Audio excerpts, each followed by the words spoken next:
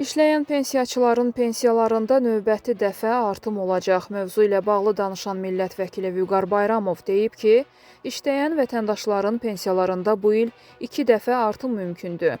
Onun sözlərinə görə birinci artım pensiyaların indeksləşdirilməsi ilə bağlıdır. İkinci artım isə işləyən pensiyaçıların fərdi pensiya kapitalının yenidən hesablanması ilə bağlıdır.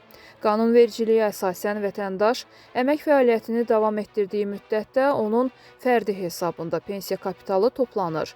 Beləliklə, əmək fəaliyyəti davam edən pensiyaçılar işləməkdə davam edərlərsə və 6 il iş müddəti bu il tamam olarsa, o zaman həm indeksasiya artımından, həm də yenidən hesablanma artımından faydalana bilərlər.